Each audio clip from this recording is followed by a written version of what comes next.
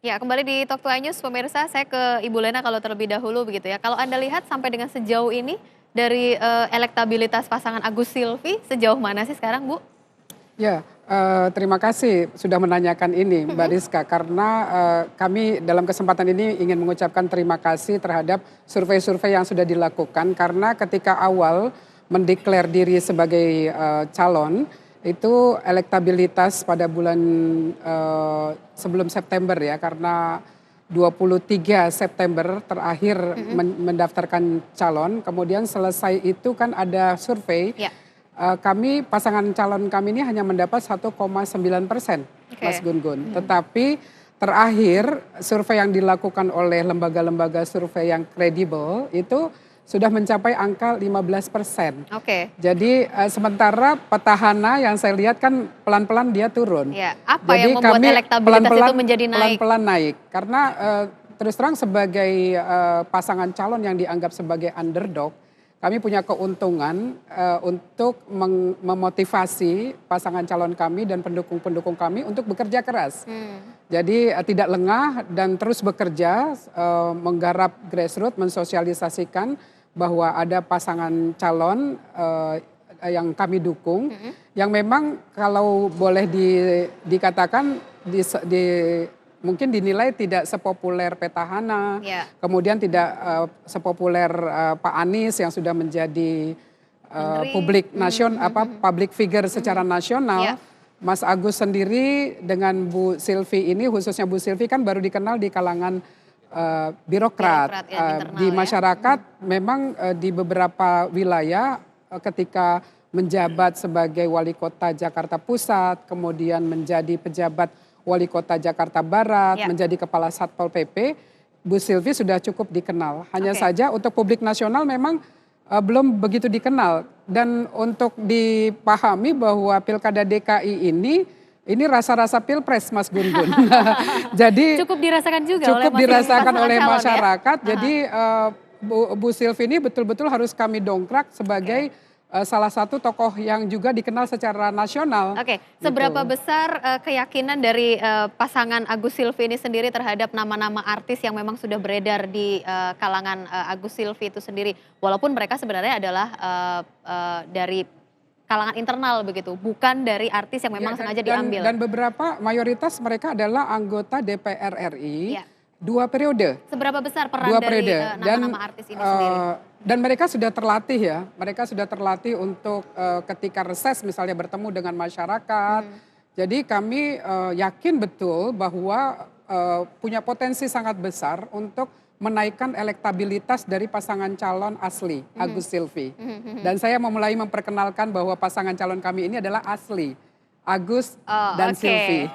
Asli, Agus Asli, Agus Silvi. dan Silvi, Aha aha. ya. Artinya, Mas Gun-Gun ini harus ada, cara begitu ya atau, kekhususan begitu yang harus dilakukan oleh, masing-masing pasangan calon ini sendiri kalau memang mau membawa para artis ini sebagai tim pemenangannya?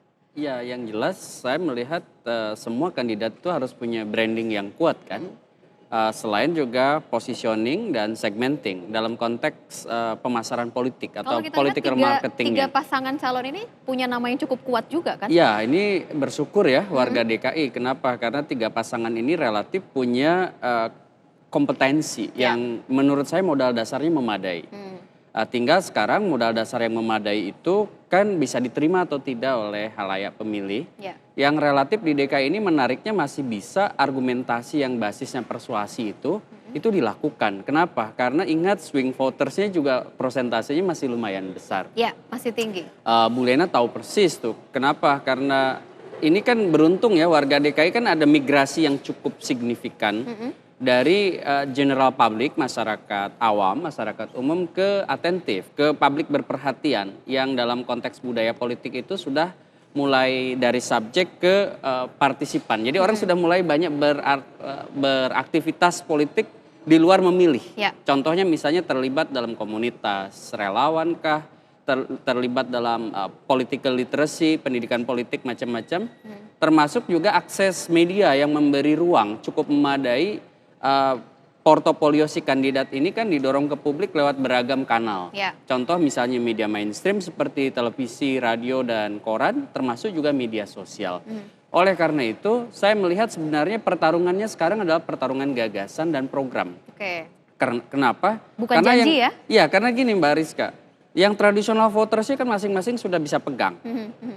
Yang sekarang adalah yang dipersuasi yang rational voters, yang biasanya hanya akan menentukan pilihan itu menjelang injury time setelah mereka melihat, kemudian mengakses beragam program-program yang dimiliki oleh si kandidat. Termasuk yang harus diperhatikan adalah pemilih pemula tentu saja. Pasti ya, ini jumlahnya kan besar. Ya. Yang usianya 17 sampai 40 ini kan dalam persentase dari 8 juta itu hampir 50%-an. Ya. Nah, ini harus digarap secara serius oleh 3 pasangan kandidat, belum lagi masyarakat urban, kelompok profesional yang kemudian juga afiliasi ke pekerjaannya butuh indikator-indikator yang bisa diraba dari kandidat. Contoh upah minimum rata-rata, apartemen terjangkau, public transportation, dan itu menurut saya butuh program itu bukan lagi normatif tetapi benar-benar reasonable ya. Jadi bisa terakhir sebelum saya tutup begitu ya, saat ini masing-masing pasangan calon ini berusaha untuk turun kepada masyarakat.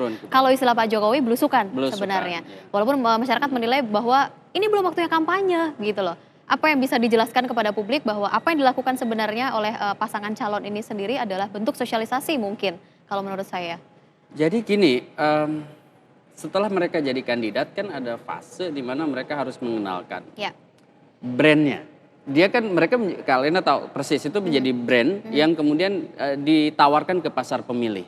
Oleh karena itu ada fase yang memungkinkan mereka harus kemudian mensosialisasikan itu lewat political publicity selama mereka tahu persis batasan-batasan yang tidak boleh dilanggar. Contoh misalnya memberi sesuatu yang masuk kategori entah itu gratifikasi, entah itu suap, entah itu apa, termasuk juga sembako ya.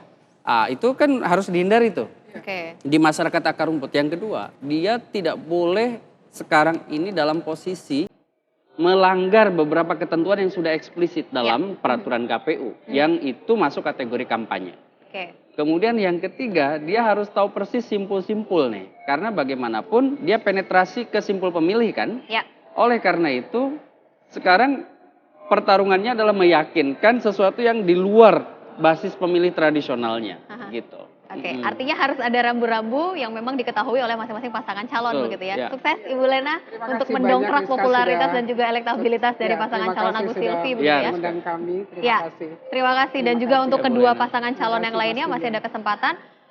Pekan depan kalau saya tidak salah ya adalah untuk masa verifikasi dan juga untuk pengundian nomor dari masing-masing pasangan calon ini. Kita akan lihat nanti seperti apa perjalanan panjang dari Pilkada DKI Jakarta. Pemirsa, kita harus akhiri Talk to News pada malam hari ini. Saya Rizka Indah, selamat malam.